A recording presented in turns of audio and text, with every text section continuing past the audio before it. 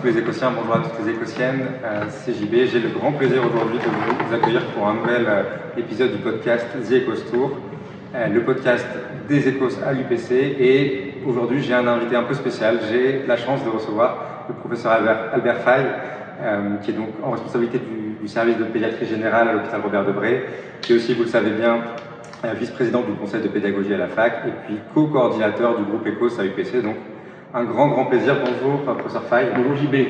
Alors, peut-être une première question pour un peu rassurer, en tout cas pour une question que tous les étudiants se posent souvent. Est-ce qu'on est d'accord qu'aux Écos nationaux, il y aura forcément au moins une station de pédiatrie comme il y en a toujours eu? Bon, c'est une grande question JB. Bon, ça me rendrait triste de ne pas avoir de station de pédiatrie, mais oui, clairement, on peut s'attendre à au moins une station de pédiatrie dans les Écos nationaux, sur les 10 stations. Donc ne faites pas l'impasse sur la pédiatrie. En général, qu'est-ce qui rend un peu différent une station de pédiatrie d'une station adulte? Est-ce qu'il y a des particularités? Alors oui, il y a un certain nombre de particularités. Je dirais que la première, c'est qu'on n'aura pas en face de soi un enfant simulé, entre guillemets. Donc, patient standardisé, ce ne sera jamais un enfant. Exactement. Ça sera même pas un ado. Même pas un adolescent. Très bien. Pour des raisons probablement à la fois logistiques et puis aussi réglementaires. Ouais. Et donc on aura en face de soi, si bien sûr on est dans une station FPS, un parent simulé. Donc ça, je pense que c'est vraiment une grande caractéristique des stations de pédiatrie. Après, concernant les SDD, ouais, elle peut couvrir l'ensemble des SDD que l'on voit chez l'adulte. Donc il n'y a pas de raison, comme vous le savez, les SDD ont aussi une contrepartie entre guillemets adulte et pédiatrique. Donc là, la couverture est sur l'ensemble des SDD. Et peut-être, je dirais qu'il y a un élément donc sur la pédiatrie, sur lequel les pédiatres sont particulièrement attentifs, en particulier en consultation, c'est la prise en charge globale de l'enfant. C'est tout ce qui peut concerner son alimentation, sa croissance staturopondérale, son développement psychomoteur, sa vaccination par exemple. Donc, on ne voit pas l'enfant que comme un enfant qui aurait une maladie, mais aussi finalement un enfant qui va bien, mais qu'on surveille le développement. Tout à fait, bien sûr, ce sera à orienter en fonction du type de station. Ça marche, je comprends bien. J'avais une question sur les stations de prise en charge. Est-ce qu'il y a des posologies que les étudiants doivent connaître absolument en pédiatrie? Alors, c'est vrai que tout le monde n'est pas d'accord. Voilà, et puis il y a des discordances entre les fiches LISA, qui sont quand même la base des Écos, et le référentiel. Moi, ce que je conseillerais quand même aux étudiants, c'est faire un peu un mix des deux, entre les fiches LISA et le référentiel. Clairement, je vais en donner 3.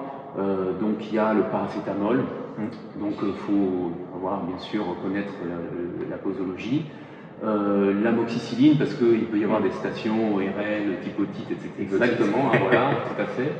Et puis aussi, dans le cadre des crises convulsives fébriles, par exemple, des crises fébriles, savoir la posologie du diazépam. Je pense que c'est bien. Mais quand même, au-delà des posologies, ce qui est le plus important dans les stations pédiatriques, je pense que c'est que l'étudiant sache comment administrer le traitement. C'est-à-dire que clairement, à un petit nourrisson de 9 mois, on ne va pas donner un comprimé. Non. Donc ce qu'il faudra et ce qu'on attendra de l'étudiant, c'est qu'il précise qu'il va donner, par exemple en suspension, le traitement. Donc ça, c'est vraiment un élément important. Donc s'il y a une prescription à faire, donc c'est la présentation en suspension du traitement, et même si l'étudiant ne connaît pas la posologie, clairement, et peut-être qu'elle ne sera même pas cotée, la posologie. Par contre, voilà, le fait qu'il y ait la mention de la suspension par l'étudiant, ça sera coté. Ouais, et ça, effectivement, c'est une grosse différence avec l'adulte, où on est un peu moins regardant sur la voie d'administration, parce que finalement tout est faisable. Tout à fait. Alors que chez l'enfant, ok. Et puis par ailleurs, savoir avoir une petite idée du nombre de prises, voilà. Comment on répartit sur la journée. Voilà, tout à fait. Ok. Et alors, une autre question, finalement, chez l'enfant, la particularité sur l'examen clinique ou même les stations procédurales, on ne peut pas faire la même chose que chez les adultes. Quelles sont les solutions? Qu'est-ce qu'on a comme mannequin ou comme solution? Alors effectivement, sur les procédures, il y a peut-être moins de possibilités que chez l'adulte. Comme tu le sais JP, donc on a le mannequin d'autoscopie, voilà, qui permet, et on peut très bien imaginer, bien sûr, puisque les otites moyennes aiguës sont quand même assez fréquentes chez l'enfant, donc que ça concerne un enfant. Et d'ailleurs, dans les Écos précédemment, ça l'a concerné, tout à fait. Donc là, c'est la première chose. La deuxième chose, on peut imaginer aussi une suture, hein, donc, qui est réalisée chez un enfant, avec tout ce qu'il peut y avoir autour de la suture, par exemple par rapport à la vérification de la vaccination, par exemple, enfin, voilà tout ce qu'il peut y avoir autour. Donc enfin, bon, comme tu le sais, on a des poupons. Oui. Alors les poupons, ils sont plus là pour le décor hein, qu'autre chose. Hein, okay. Voilà. Donc globalement, pour donner un petit peu de contenance, on va dire, aux parents simulés avec un poupon, par exemple, dans les bras. Et du coup, en termes d'examen clinique, on ne va pas examiner le poupon, on peut imaginer d'autres façons de simuler ou de montrer un examen clinique? Oui, tout à fait. Maintenant qu'on a la possibilité de faire de la vidéo, hein, de mettre des vidéos hein, dans les écosses, clairement, on peut imaginer plein de choses en pédiatrie. Voilà, analyser une détresse respiratoire, analyser éventuellement des convulsions, regarder le développement psychomoteur d'un enfant. Enfin voilà, on peut imaginer vraiment plein de choses, ça nous des perspectives sur le champ des possibles, c'est important, tout à fait. Donc le message, c'est vraiment, voilà, il faut connaître les bases de la sémiologie pédiatrique, hein, c'est vraiment important. Ok, très bien. Et j'enchaîne, on n'a pas de vidéo, mais en termes d'iconographie, est-ce qu'on peut imaginer, je sais pas moi, des photos de peau, ou bien des radios, des IRM, des scanners? Qu'est-ce qui est tombable en pédiatrie? Alors effectivement, en imagerie, la dermatologie, c'est très fréquente hein, en pédiatrie, donc clairement, des photos de peau, ça c'est tout à fait possible. Hein. Bon, vous allez d'ailleurs avoir un podcast de dermato, donc voilà, je pense qu'on espère un petit peu cet aspect-là. Donc oui, et que éventuellement un parent a pris un de son enfant qui vient voir le médecin, donc c'est tout à fait possible. Donc ça c'est la première chose. Concernant l'imagerie, donc globalement, bon, c'est sûr que la radio de thorax, il faut connaître un petit peu ses repères, hein, la radio de thorax pédiatrique, en particulier le thymus, hein, avoir une petite idée de comment se présente le thymus, hein, c'est vraiment la grande différence, chez le tout petit bien sûr, hein, par rapport à l'adulte. Bon, sinon, concernant les autres imageries, globalement, voilà, on est quand même plutôt sur on peut se comparer, je dirais, complètement à l'adulte. Il y a peut-être l'échographie sur certaines situations. Bon, je pense que, par exemple, l'imagination intestinale aiguë, il y a quelques images qui sont dans le référentiel qu'il faut avoir quand même en tête. Hein, voilà. Donc, pour la pédiatrie. Ok. J'ai peut-être une dernière question.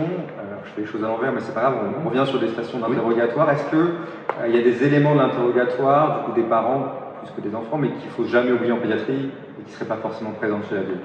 Alors, interrogatoire, ça tous nos étudiants doivent le savoir, on demande le carnet de santé. Carnet de santé. Carnet de santé. Voilà, donc parce que voilà, c'est ce qu'on fait. En fait, il faut se projeter dans la consultation, et c'est ce qu'on fait en consultation en pédiatrie. Hein, c'est une des premières choses quand les parents arrivent. Hein. Les parents expriment le motif, et voilà, on dit en pratique, bon, voilà, donc effectivement, je vais vous poser quelques questions, on va voir un petit peu ce pourquoi vous venez, mais est-ce que vous avez le carnet de santé, que je puisse un peu vous renseigner un petit peu sur les éléments concernant l'histoire, enfin, les antécédents de l'enfant. Et bien sûr, bon, s'il n'y a pas le carnet de santé, donc en fait, on s'attache, alors ça dépend un petit peu de l'âge de l'enfant. C'est clair que si on a un enfant de 10 ans, on ne va pas trop demander comment s'est passée la grossesse. Ouais. Voilà, mais par contre, s'il y en a un tout petit, ben oui, peut-être ce qui s'est passé pendant la grossesse peut être intéressant. Hein, donc on va avoir l'âge de 6 mois, ça peut être intéressant, la période néonatale, et puis l'ensemble après c'est comme chez l'adulte, hein, des antécédents médicaux, chirurgicaux, et aussi, comme je le disais tout à l'heure, concernant un petit peu la globalité de l'enfant, les vaccinations, l'alimentation, la prise de poids, la croissance et le développement psychomoteur. Voilà. Et du coup, on pourrait imaginer que dans la station, il y ait une photocopie du carnet de santé? Alors, on peut imaginer, alors pas tout le carnet de santé, hein, c'est quand même un gros document, JB, donc voilà, je pense que ça serait, voilà, ça serait pas très bien d'un point de vue écologique, mais on peut imaginer des pages photocopiées du carnet de santé, il y a des spécimens. Le carnet de santé, c'est vraiment très important. Et moi, ce que je conseillerais aux étudiants, JB, c'est vraiment de regarder ils sont accessibles sur Internet, hein, donc ces carnets de santé, parce que au niveau des carnets de santé, il y a des explications qui sont données aux parents sur différents éléments de prévention, par exemple de la mort subite des nourrissons, des accidents, mais aussi de prise en charge initiale de la fièvre, quand s'inquiéter quand il y a de la fièvre, de détresse respiratoire. Donc si les étudiants et les étudiantes lisent ce document-là, ça leur permettra de plus facilement donner des conseils aux parents. Donc vraiment, je les incite à lire, comme on lit un livre. Le carnet de santé, c'est vraiment très important. Vous sortez du collège, vous sortez des fiches LISA, voilà. Vous allez télécharger le carnet de santé. Et l'autre élément très important dans le carnet de santé, et qu'on peut aussi extraire, ce sont les courbes de croissance staturo-pondérale, les courbes de PC.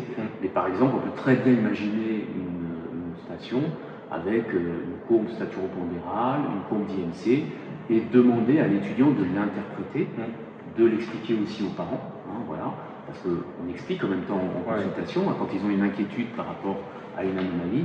Donc ça, c'est effectivement des stations qui peuvent tout à fait tomber. Et on est entre iconographie et carnet de santé. Oui, c'est ça, on est en train de collecter. Très bien, bah écoutez, moi j'ai plus vraiment de questions. Est-ce que vous auriez un message à faire passer aux étudiants, un dernier message? Alors, c'est pas facile ce que tu demandes, ce que tu nous demandes, JB. C'est un petit peu comme la synthèse qu'on fait à la fin de la station d'Écosse. C'est quelque chose d'important. Alors, moi je pense que ce qui est important, c'est vraiment de pouvoir se projeter dans une consultation pédiatrique. Donc avec le parent, alors je parle des stations bien sûr avec PS. Donc avec le parent simulé en face de soi, le parent standardisé en face de soi. Donc là, un parent en consultation avec un petit peu l'anxiété que peut avoir un parent par rapport à son enfant. Donc la nécessité d'informer les parents, de bien lui expliquer les choses, et ce qu'à son enfant. Et aussi de bien penser à prendre en charge l'enfant et de le voir dans sa globalité. Donc pas uniquement par rapport à la pathologie, au motif de ce pourquoi il vient, mais bien prendre en compte les éléments qu'on a vus tout à l'heure concernant sa croissance, sa staturo-pondérale, le développement psychomoteur, la vaccination, l'alimentation, bien sûr tout ça en fonction des âges, bien entendu. Voilà, mais ce sont des éléments importants. Je dirais que si on arrive à bien se projeter dans une consultation avec un parent et en imaginant, parce que là c'est une petite gymnastique, l'enfant, donc, et tout ce que peut faire un enfant à son âge, à ce moment-là, je pense que nos étudiantes et nos étudiants peuvent y arriver. Voilà, et en tout cas, je leur souhaite bon courage donc, par rapport à ces stations pédiatriques et puis bien sûr, globalement, par rapport à toutes les stations. Merci beaucoup, professeur Faye. Je suis sûr que les étudiants vont sortir de ce podcast avec beaucoup plus de certitude sur la pédiatrie. Merci. Merci, JB.